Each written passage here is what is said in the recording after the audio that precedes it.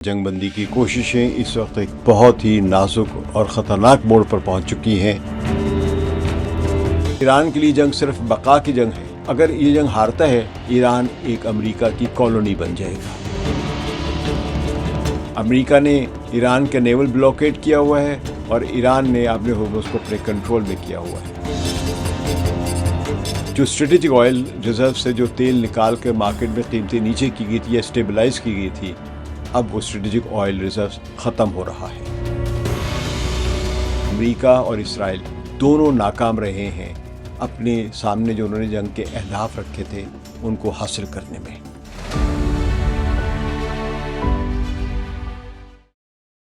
ثقلین امام کا سلام قبول کیجیے۔ امریکہ اور ایران کے درمیان جاری کشیدگی یا جنگ بندی کی کوششیں اس وقت ایک بہت ہی نازک اور خطرناک موڑ پر پہنچ چکی ہیں، کیونکہ کبھی ڈونلڈ ٹرمپ کہتے ہیں کہ معاہدہ ہونے والا ہے، پھر ساتھ ہی کہتے ہیں کہ اگر امریکہ نے دیکھا کہ ایران صحیح راہ پر نہیں چل رہا ہے، بات نہیں مان رہا ہے، تو وہ سخت بمباری کر کے اس کو تباہ کر دیں گے۔ تو یہ ایک ملا جلا ان کا رجحان ہمیشہ سے چلا آ رہا ہے کہ وہ اپنی ہی کوششوں کو خود ہی تارپیڈو کر کے تباہ کر دیتے ہیں۔ بہرحال یہاں ایک ایسا بنیادی سوال اب سامنے آتا ہے جو جدید دور میں جیت اور ہار کے پرانے جو روایتی تصور ہیں ان کو ہی اب بدل رہا ہے۔ گزشتہ 3 مہینوں کے دوران امریکی فوج نے ایران کے خلاف ہر ایک محاذ اور لڑائی میں بظاہر بڑی واضح کامیابی حاصل کی، بے انتہا بمباری کی، ان کی لیڈرشپ کو شہید کر دیا، ان کے کمانڈروں کو ہلاک کر دیا، ان کے چپے چپے پہ بمباری کی ہے، شہروں میں ہسپتال، اسکول، کالجز، جمنیزیمز اور شہری عمارتیں، پولیس کی عمارتیں، ان کے رضاکاروں کی عمارتیں اور امریکہ کے بقول ان کی فیکٹریاں، ان کی نیوی، ان کی ایئر فورس، سب کچھ تباہ کر دی ہے۔ تو یہ ایک لحاظ سے کچھ صحیح بھی ہے، کچھ غلط بھی ہے، یعنی بڑی واضح کامیابیاں ہمیں نظر آتی ہے بمباری کے نتیجے میں، یعنی کامیاب لڑائی لڑی ہے انہیں، کامیاب جنگ لڑی ہے۔ لیکن اس سب کے باوجود اب امریکی قیادت کے سامنے ایک بہت بڑا اور پریشان کن سوال کھڑا ہو گیا ہے۔ کیا یہ ممکن ہے کہ تمام کامیاب جو ان کے میزائل حملے ہوئے، ایئر فورس نے کیے، F-35 نے، F-22 نے، F-15 نے، F-18 ہارنیٹ نے، یہ اتنے، اور پھر B-2 بامبرز نے، دوسرے بامبرز نے، اور اسرائیل کی بھی ایئر فورس نے، اور دوسرے جو خلیجی ممالک میں جو امریکہ کے جو ملٹری بیسز جو تھے وہاں سے بمباری کی گئی، تو اب کیا یہ ممکن ہے کہ تمام اتنی کامیاب حملوں کے بعد اور فوجی فتوحات کے باوجود امریکہ اصل میں یہ جنگ ہار رہا ہے، ہار گیا ہوا ہے؟ اگر ہم صرف فوجی نتائج کو دیکھیں تو ایسا لگتا ہے کہ امریکہ کا پلہ بہت بھاری رہا۔ وائٹ ہاؤس کے حکام نے اپنے اس فوجی آپریشن کا بھرپور دفاع کیا۔ ان کا کہنا ہے کہ امریکی فوج نے زمین پر اپنے تمام فوجی اہداف کو کامیابی سے حاصل کیا۔ یعنی جو امریکی فوج کے سربراہ چیئرمین ڈان کین جب یہ بات کہتے ہیں کہ انہوں نے اپنے تمام اہداف پورے کیے، تو وہ بھی غلط نہیں کہہ رہے ہوتے، کیونکہ ان کو جو ٹاسک دیا گیا کہ یہاں پہ بمباری کر دو، انہوں نے وہاں بمباری کر دی، فلاں کو مار دو، انہوں نے مار دیا، فلاں جگہ کو تباہ کر دو، انہوں نے جا کے بمباری کر دی۔ تو امریکہ نے ایک لحاظ سے ایران میں کئی اہم فوجی ٹھکانوں کو نشانہ بھی بنایا اور دنیا کو اپنی جدید ترین جو طاقتور ملٹری ٹیکنالوجی اور تباہ کن جو طاقت ہے اس کی دھاک بھی بٹھائی اور اس کا احساس بھی دلایا۔ لیکن اس لڑائی کو شروع ہوئے 3 مہینے گزرنے کے بعد اب دنیا کی صورتحال کچھ اور ہی کہانی بیان کر رہی ہے۔ اس پورے حملے کا اصل جو سیاسی مقصد یہ تھا کہ ایران پر دباؤ ڈال کر اسے نیوکلیر معاہدے پر جھکنے پر مجبور کیا جائے، امریکہ اور اسرائیل کی شرائط کے مطابق، اور اس کے کمانڈ سسٹم کو توڑ دیا جائے، ملٹری کو ڈی گریڈ کر دیا جائے اور رژیم چینج کر دی جائے۔ مگر ایک بھی مقصد جو ہے وہ پورا نہیں ہوا۔ ایران کی حکومت اب بھی اپنی جگہ پر مضبوطی سے قائم ہے اور وہ ہتھیار ڈالنے کے کوئی آثار نظر نہیں آ رہے وہاں۔ اب دنیا ایک ایسے مقابلے کو دیکھ رہی ہے جہاں دنیا کی سب سے بڑی فوجی طاقت ایک ایسے ملک کے سامنے کھڑی ہے جو معاشی اور فوجی طور پر کمزور ہونے کے باوجود جھکنے کو تیار نہیں ہے۔ ایک بات ذہن میں رکھیے گا کہ امریکہ کا فوجی بجٹ $1 ٹریلین کے قریب ہے اور ایران کا فوجی بجٹ 12 ارب، یعنی 1% سے کے پاس ہے صرف امریکہ کے مقابلے میں بجٹ جو ہے ایران کا۔ لیکن اس نے اپنی ایسیمیٹرکل وار کے ذریعے یہ نوبت پیدا کر دی، یہ حالات پیدا کر دیے ہیں کہ آج وہ ایران جو ہے وہ امریکہ کے سامنے جھک نہیں رہا ہے، بلکہ امریکہ کو اپنی ٹرمز ڈکٹیٹ کروا رہا ہے۔ فوجی کامیابی اور سیاسی تعطل کے اس فرق نے دنیا بھر کے ماہرین کو گہری تشویش میں مبتلا کر دیا ہوا ہے۔ مشرق وسطیٰ کے امور کے ماہرین کا کہنا ہے کہ اس جنگ کو شروع میں ایک مختصر اور فیصلہ کن کارروائی سمجھا جا رہا تھا۔ ایسا مانا جا رہا تھا کہ چند حملوں کے بعد یا چند دنوں کے بعد ایران گھٹنے ٹیک دے گا، لیکن اب یہ کارروائی ایک طویل اور ناکام اسٹریٹجی میں تبدیل ہوتی جا رہی ہے۔ رائٹرز نے اس پر تجزیہ کیا ہے، دوسرے جو ماہرین ہیں، دفاعی ماہرین، وہ اس پر تجزیہ کر رہے ہیں اور وہ یہ بتانے کی کوشش کر رہے ہیں کہ یہ جنگ امریکہ کس طرح ہار گیا ہوا ہے۔ اصل مسئلہ یہ ہے کہ کسی ملک کی عمارتوں یا فوجی اڈوں کو تباہ کر دینے سے آپ کو خود بخود وہ اسٹریٹجک یا سیاسی فتح نہیں مل جاتی جس کا آپ نے تعین کیا ہوتا کہ ہم نے یہ حاصل کرنا ہے۔ بمباری کرنا ایک الگ چیز ہے، لیکن بمباری کر کے آپ نے حاصل کیا کیا ہے؟ تو حکومت کی طرف سے مکمل جیت کے دعوے جو امریکی حکومت کر رہی ہے، اب عام لوگوں کو، دنیا بھر کے تجزیہ کاروں کو نظر آ رہا ہے کہ یہ سچے دعوے نہیں ہیں، کیونکہ یہ تنازع اب ایک ایسی جگہ پر رک گیا ہے جہاں نہ تو پوری طرح جنگ ہو رہی ہے اور نہ ہی امن قائم ہو رہا ہے۔ نتیجہ کیا ہے کہ آبِ ہرمز سے خلیجی ممالک کے تیل کی سپلائی جو ہے وہ معطل ہوئی ہے۔ 100% بند نہیں ہوئی تو کم از کم کافی حد تک بند ہوئی ہے، اور خلیج فارس سے صرف تیل یا گیس ہی نہیں فلو ہوتا ہے جو کہ دنیا کا 20% ہے۔ تو اس دنیا میں 20% تیل اور گیس کی کمی ہے۔ اس کے نتیجے میں پوری دنیا کی معیشت دباؤ کا شکار ہے۔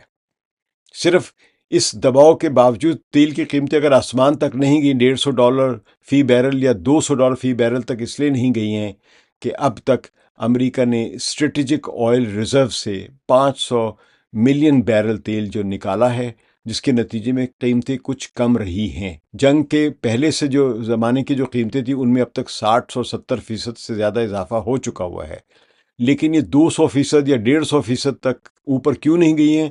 کیونکہ امریکہ نے مل کے دوسرے اپنے جو اس کے اتحادی ممالک ہیں، انہوں نے مل کے اپنا اسٹریٹجک آئل ریزروز مارکیٹ میں پھینکا ہے، جس سے آئل کی قیمت، تیل گیس کی قیمت بہت زیادہ اوپر نہیں گئی ہے۔ لیکن اب جو اسٹریٹجک آئل ریزرو سے جو تیل نکال کر مارکیٹ میں قیمتیں نیچے کی گئی تھی یا اسٹیبلائز کی گئی تھی، اب وہ اسٹریٹجک آئل ریزرو ختم ہو رہا ہے۔ مزید آئل اب مارکیٹ میں موجود ہی نہیں ہے۔ لہذا امریکہ کے پاس اب یہی ہے کہ وہ کیا کرے، لڑے جنگ یا نہ لڑے۔ تو اب اس طرح اگر دیکھا جائے، جس معاملے کی طرف میں آ رہا ہوں، کہ وہ عام لوگوں کو یہ بات سمجھ میں نہیں آتی ہے کہ یہ تنازع اب ایک ایسی جگہ پر رک گیا ہے جہاں نہ تو پوری طرح جنگ ہو رہی ہے اور نہ ہی امن قائم ہو رہا ہے۔ دونوں ممالک اس وقت ایک ایسی لکیر پر کھڑے ہیں جہاں ایک طرف غیر یقینی سفارتکاری ہے اور دوسری طرف دوبارہ بمباری کا خطرہ موجود ہے۔ اور سب سے بڑا خطرہ یہ ہے کہ اگر دوبارہ بمباری شروع ہوئی تو پورا مشرق وسطیٰ اس کی لپیٹ میں آئے گا، پوری دنیا جو ایک دلدل میں مزید گہرائی میں ڈوبتی چلی جائے گی، پھنستی چلی جائے گی۔ اس صورتحال کو سمجھنے کے لیے دونوں ممالک کے اپنے اپنے خیالات اور ترجیحات کو دیکھنا ہوگا۔ جو دفاعی ماہرین ان کے مطابق یہ مقابلہ اب طاقت کا نہیں بلکہ برداشت کا بن چکا ہوا ہے۔ امریکہ نے ایران کا نیول بلاکیڈ کیا ہوا ہے اور ایران نے آبِ ہرمز کو اپنے کنٹرول میں کیا ہوا ہے۔ تو نتیجتاً دنیا کو تیل نہیں مل رہا ہے، مالی مسائل بڑھ رہے ہیں، قیمتیں بڑھ رہی ہیں، انفلیشن بڑھ رہی ہے، تیل کی قیمتیں بڑھ رہی ہیں، اور ڈونلڈ ٹرمپ اپنے ملک میں بدنام ہوتا جا رہا ہے، مقبولیت کی نچلی ترین سطح پر، تاریخی طور پر سب سے نچلی سطح تک پہنچ چکا ہوا ہے۔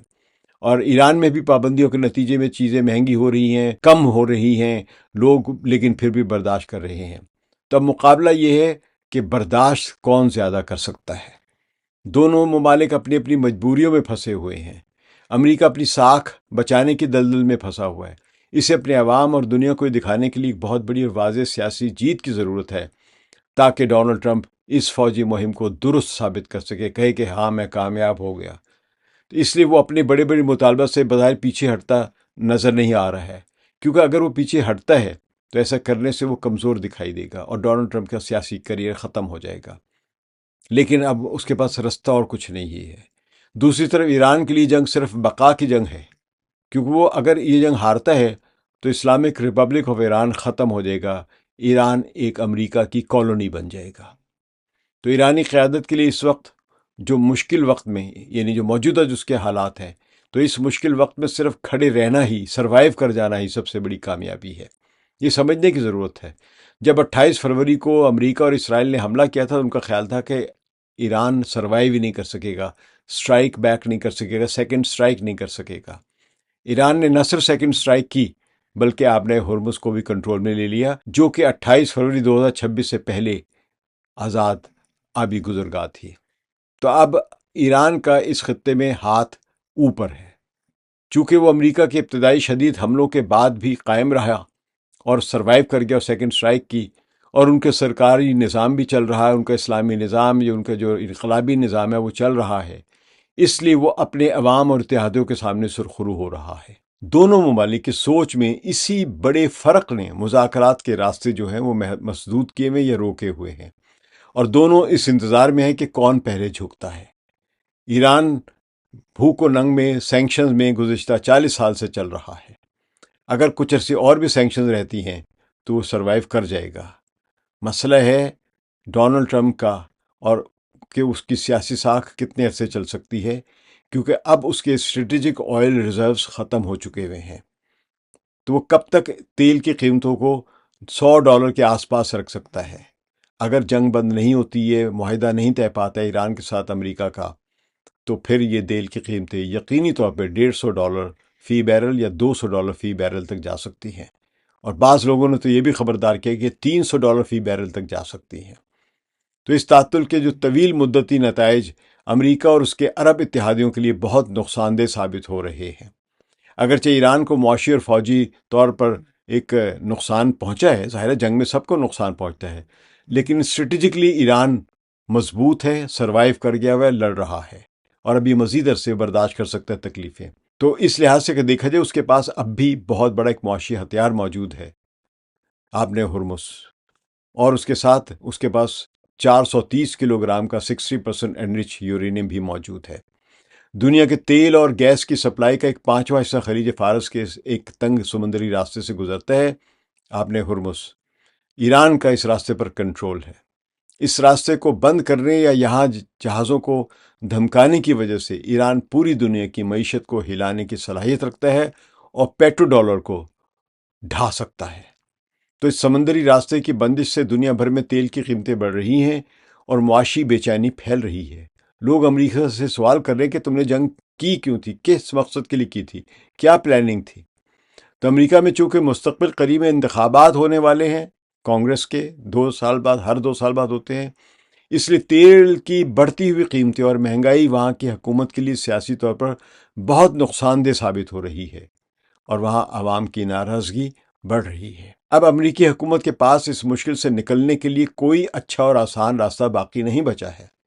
امریکی انتظامیہ کے سامنے اب 2 ہی راستے ہیں، یا تو ایسا کمزور سفارتی معاہدہ قبول کر لے جس پر پہلے بھی تنقید ہوتی رہی ہے، جو کہ ایران جس کے لیے تیار ہے، یا پھر وہ یعنی امریکہ ایک بار پھر بہت بڑے پیمانے پر ایران پر مزید فوجی حملے شروع کر دے۔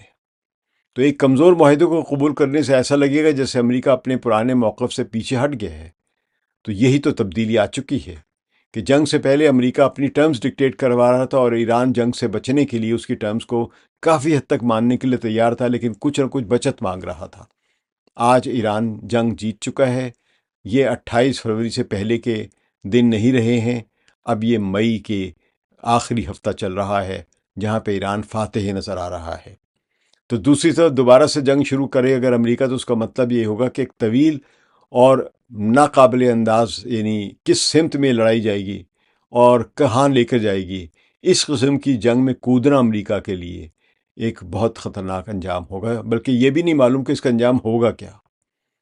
تو تاریخ کے جو ماہرین ہیں ان کا کہنا ہے کہ اگر یہ جنگ کسی واضح نتیجے کے بغیر ختم ہو گئی یا امریکہ کو یہاں سے پیچھے ہٹنا پڑا تو اس کی عالمی ساکھ کو شدید نقصان پہنچے گا، اور یہ شدید نقصان پہنچ چکا ہے۔ ہم نے ابھی دیکھا ہے کہ جب چین کا دورہ کیا ڈونلڈ ٹرمپ نے، تو وہاں پہ شی جن پنگ نے ڈونلڈ ٹرمپ کو لیکچر دیا ہے کہ تھیوسیڈیڈیز ٹریپ سے بچو، میچور ہو، بڑے بنو، بالغ بنو، عقل مند بنو، ورنہ بہت برا حال ہوگا۔ اس سے پہلے امریکہ کا صدر ڈونلڈ ٹرمپ دوسرے ملکوں کو لیکچر دیا کرتا تھا، ہر ایک کو پکڑے ذلیل کر دیا کرتا تھا۔ یہاں پر وہ ذلت آمیز لیکچر سن کے گیا ہے واپس، اور 4 دن بعد ہی وہاں پہ پیوٹن آئے ہیں، روس کے صدر، جن کے ساتھ مل کر شی جن پنگ نے اور پیوٹن نے یہ اعلامیہ جاری کیا ہے کہ لا آف جنگل اب نہیں چلے گا۔ ظاہر ہے یہ چیلنج ہے امریکہ کی برتری کو۔ تو یہ نقصان ماضی کی دیگر جنگوں سے بھی زیادہ بڑا ہوگا اگر امریکہ دوبارہ ایران کے خلاف جنگ شروع کرتا ہے، کیونکہ مشرق وسطیٰ کا خطہ عالمی سیاست اور معیشت کا دل مانا جا رہا ہے۔ اب تک امریکہ نے جہاں جہاں حملے کیے وہاں پہ حملہ کا جو اس کا ہدف تھا، جو ملک مثلا ویتنام ہو گیا، کوریا ہو گیا، عراق ہو گیا، افغانستان ہو گیا، یا لیبیا ہو گیا، یا سیریا ہو گیا، یہ وہ ممالک تھے جو کسی بھی دنیا میں تیل کی سپلائی کا ایک رستہ نہیں تھے۔ وہاں سے 20% تیل، کیا 10% تیل بھی نہیں گزرتا تھا یا نکلتا تھا۔ امریکہ نے نہ صرف 20% تیل کو داؤ پہ لگا کر ایران پر حملہ کیا، بلکہ اب اس کو یہ خطرہ ہے کہ اگر مزید حملہ کیا تو وہ مزید بھی ناکامیاں ملے گا، مزید اس کی ساکھ خراب ہوگی۔ اگرچہ اس وقت خطے کے دیگر ممالک اور ثالث دونوں فریقین کے درمیان جو بھی دوریوں کو کم کرنے اور جنگ بندی کرانے کے لیے سرگرم ہیں، لیکن امن کا راستہ تنگ ہے، آبِ ہرمز سے بھی زیادہ تنگ۔ ایرانی مذاکرات اب بھی عوامی سطح پر یہی کہہ رہے ہیں کہ وہ امریکہ پر بھروسہ نہیں کرتے ہیں۔ صرف مسعود پزشکیان نہیں بلکہ ہر ایرانی رہنما نے کہا ہے کہ امریکہ پر بھروسہ نہیں کیا جا سکتا، اور امریکہ پر نہ چین بھروسہ کرنے کے لیے تیار ہے، نہ روس، نہ یورپ، اس کے اپنے اتحادی اس پر بھروسہ کرنے کے لیے تیار نہیں ہے۔ تو اس حالت میں امریکہ پر کوئی بھی جب بھروسہ نہیں کر رہا ہے تو اس کے نتیجے میں بات چیت کرانے والے جو ہیں وہ بھی اس کی ذمہ داری نہیں لے سکتے۔ پاکستان ڈونلڈ ٹرمپ کے کہنے پہ فیسیلیٹیٹ تو کر سکتا ہے مذاکرات کو، لیکن ڈونلڈ ٹرمپ کی طرف سے کی ضمانت کوئی بھی نہیں دے سکتا۔ تو اگر اس حالت میں دوبارہ بمباری شروع ہوتی ہے تو کیا حالات ہوں گے؟ ہم دیکھ رہے ہیں کہ دوبارہ بمباری شروع ہونے کا خطرہ جو ہر وقت سر پر منڈلا رہا ہے، اور یہ روزانہ کی بنیاد پر حالت بدل رہی ہے۔ اب حالات کی تبدیلی کی رفتار یہ دیکھیں کہ صبح ڈونلڈ ٹرمپ کا بیان کچھ آتا ہے، شام کو کچھ اور آتا ہے، 1 گھنٹے بعد کچھ اور آتا ہے، ایک چینل کو وہ کچھ اور بیان دے رہے ہوتے ہیں، دوسرے چینل کو کچھ اور بیان دے رہے ہوتے ہیں۔ تو سچی بات یہ ہے کہ یہ بحران جو ہے ہمیں یہ یاد دلاتا ہے کہ جدید دور میں صرف فوجی طاقت کے بل بوتے پر سب کچھ حاصل نہیں کیا جا سکتا ہے۔ ٹیکنالوجی اور فضائی برتری کی مدد سے لڑائیاں جیتنا ایک الگ بات ہے، لیکن ان فتوحات کو ایک پائیدار اور مستحکم سیاسی امن میں تبدیل کرنا بالکل الگ اور مشکل کام ہے۔ اگر ہم دیکھیں تو ایران نے تیاریاں بہت جنگ کی ہوئی ہیں۔ ہم صرف میزائلوں کو ابھی تک دیکھتے رہے ہیں، ڈرونز کی ان کی صلاحیت دیکھتے رہے ہیں۔ اب جو تازہ خبریں آ رہی ہیں وہ یہ کہ الیکٹرانک وارفیئر جو ہے، جس میں آپ دشمن کے ریڈارز کو، ان کے ایئر کرافٹس کے ریڈارز کو، F-35 کے ریڈارز کو جیم کر سکتے ہیں۔